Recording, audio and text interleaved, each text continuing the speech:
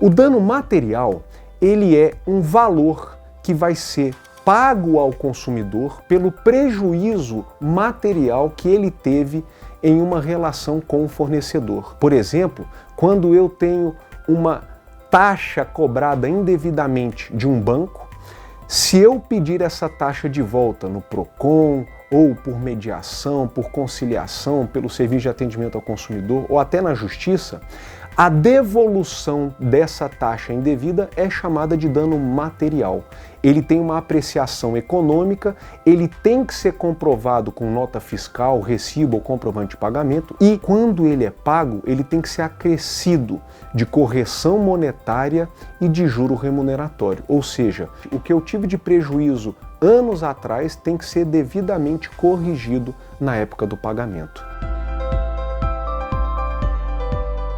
Já o dano moral, ele vai ocorrer também com uma parcela de pagamento do fornecedor ao consumidor por alguma situação na relação de consumo que é extravagante. Então, um atraso de voo relativo de 10, 15 minutos, ele é aceitável.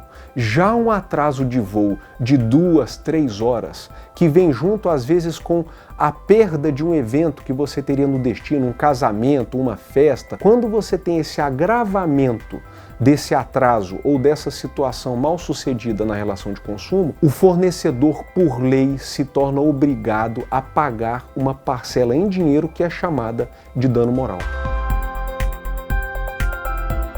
Se você num supermercado, num shopping center ou qualquer loja de varejo tiver um atendimento agressivo e discriminatório, seja do atendente, do vendedor, do gerente ou do próprio segurança, isso costuma gerar dano moral.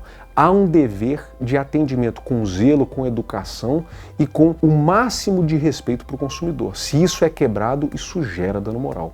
Um outro exemplo é quando você vai para a fila de um banco, você tem seus afazeres e você espera mais de 1 hora.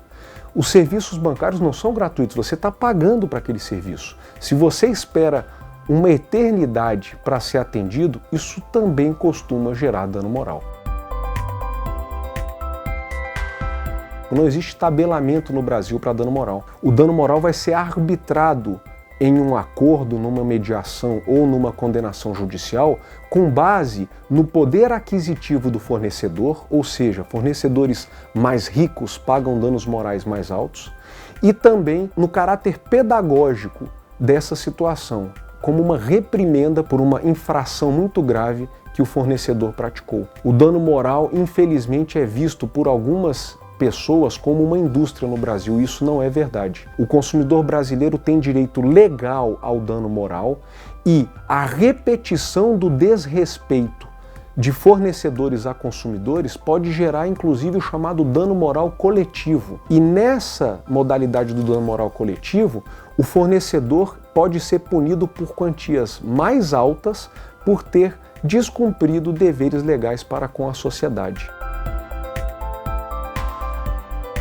Toda vez que você, em uma relação de consumo, tiver uma cobrança indevida, uma cobrança que está excessiva, que não foi o combinado, e isso for aferível economicamente, guarda o recibo, isso é dano material. Lembra de cobrar os juros e a correção monetária. Por outro lado, se dessa relação de consumo mal sucedida você passou uma situação vexatória, inaceitável e desrespeitosa, esta situação gera o chamado dano moral. Pode ir atrás, o nosso judiciário, a nossa justiça brasileira aplicam a Constituição e o Código de Defesa do Consumidor.